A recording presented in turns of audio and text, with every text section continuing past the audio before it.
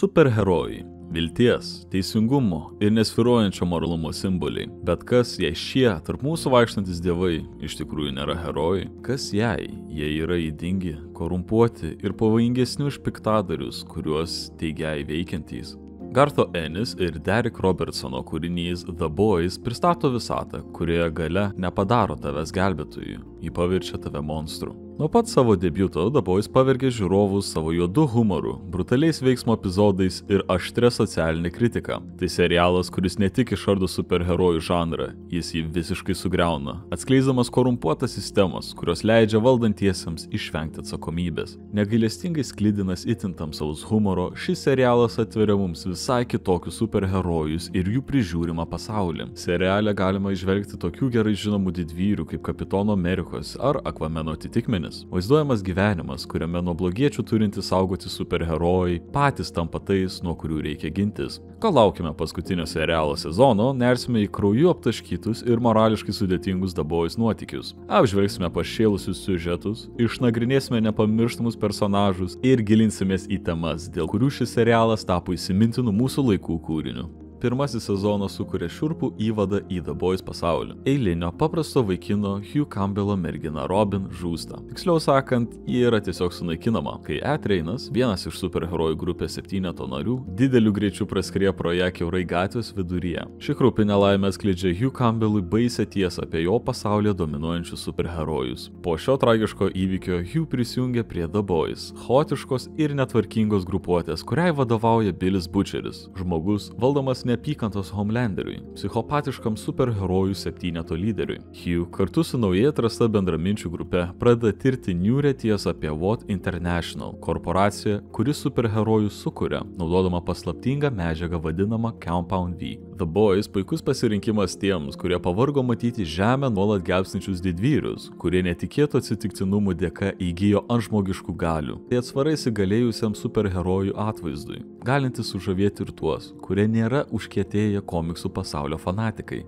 Seriale kupina intriguojančių ir moraliai nevienareikšmiškų veikėjų. Pirmiausia, The Boys lyderis Billis Butcheris, varomas neapykantos ir keršto troškimo, siekiantis sunaikinti Homelanderį ir visą superherojų sistemą už praeities sukeltą skausmą. Serialo eigoje palaipsniui tampa aišku, Butcherio apsėdimas nėra tik apie teisingumą, tai apie jo pačio nesugebėjimą paleisti savo traumos. Hugh Campbellas, grupės širdis, pradeda savo nuotykius kaip ramus, įprastas, šiek tiek minkštas žmogus, tačiau kelionė tai augimo ir moralinių kompromisų istorija. Kiek toli jis nueis, kad pasipriešintų supergaliai? Ir kokia bus jos sielos kaina? Kiti The Boys nariai taip pat turi savo kovas. Kimiko, superherojė, priversta smurtauti, trokšta susigrąžinti savo žmogiškumą. Mother's Milk, perspėjama savo tėvo kovos su Vought, yra grupės ir netgi visos laidos moralinis kompasas. O Frenchis, chaotiškas ir išsibarstęs viduje, bet ištikimas sąjungininkas, įkūnija atgailos skausmą. Antrame sezone matome įvykio eskalaciją. Vought pristato visuomeniai Stormfront,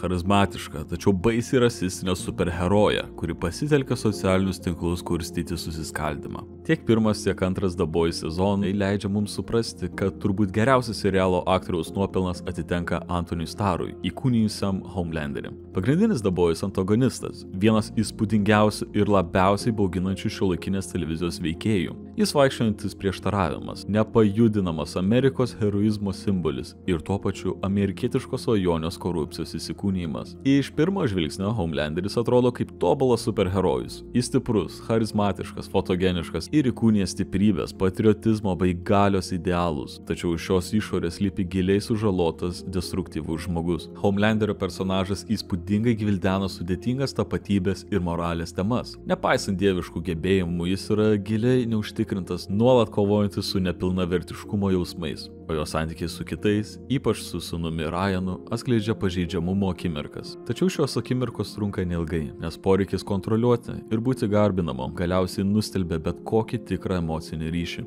Galų gale Homelanderis yra šiurpinantis priminimas, kas nutinka, kai galia visiškai sugadina žmogų. Jis nėra vien tik The Boys piktadarys, jis yra sistemų ir ideologijų, leidžiančių tokiems žmonėms nekontroliuojamai kilti atspindys, kas jį padaro vienu įsimintiniausių ir paveikiausių personažų superherojų žanre.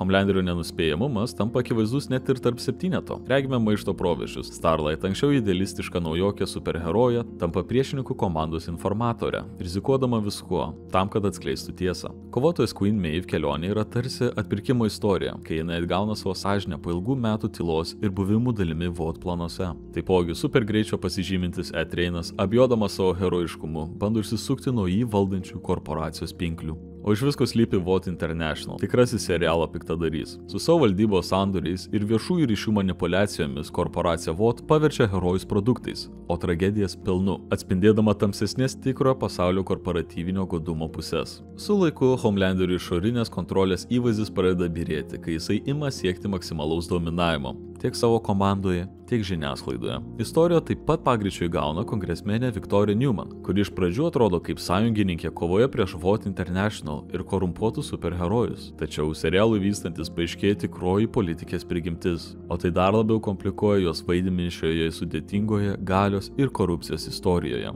Galiausiai sezonas užsibaigė nuožmia kova dėl Homelanderio ir Butcherio žmonos vaiko.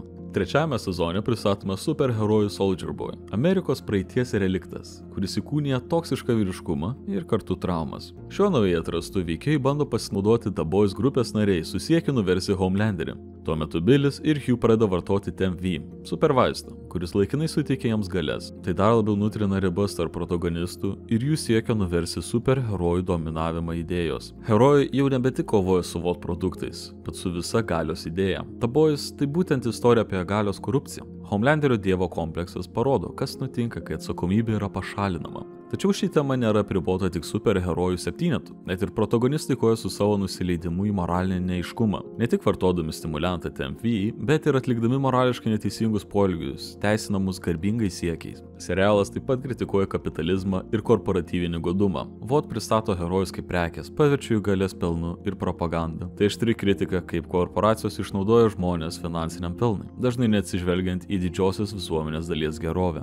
Galiausiai ketvirtajame sezone įtampa pasiekė aukščiausią lygį. Homelanderio kelionė į autoritarizmą yra baigta. Klausimas nebėra tik, ar The Boys sugebės jį sustabdyti, bet ar pasaulis apskritai išgyvens chaosą, kurį jis sukėlė. Sezono gale grupė yra suskaldoma. Kol dalis grupės nusprendžia netęsti superherojų sunaikinimo tikslo, Butcheris, gavęs supergalių iš vartojimo TMV, ruošiasi vienas sunaikinti Homelanderį ir nuversi jo naujai gimstančią valdžią. Serialas su kiekvienu sezonu nagrinėja vis tamsesnius visuomenės aspektus, nuo rasizmo ir seksizmo iki politinės manipulacijos. Antrojo sezono naujai pristatytos piktadarės Stormfront naudojimasis socialiniais tinklais neapykantai skleisti tiesiogiai parodo, kaip šiuolaikinis ekstremizmas klesti medijose ir interneto platybėse. Taigi, beliko tik sulaukti paskutinio sezono, kad išsiaiškint, kaip viskas baigsis. Savo esme The Boys yra istorija apie moralę supuvusioje sistemoje. Ar kas nors gali turėti galią, nesuklaidintas jos korupcijos? Ir jei ne, kaip kovoti prieš šią netampant jos sistemos dalyvių? The Boys nėra tik superherojų šou. Tai negailestingas veidrodis, kuris laikomas prieš mūsų visuomenę, priverčiantis susipažinti su nepatogiomis tiesomis apie galią, korupciją ir patį žmogiškumą. Kaip ir seriale, tikrame pasaulyje didžiausios blogybės kyla iš pačių žmonių.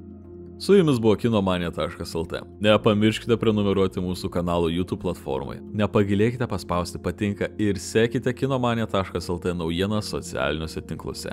Iki kitų kartų.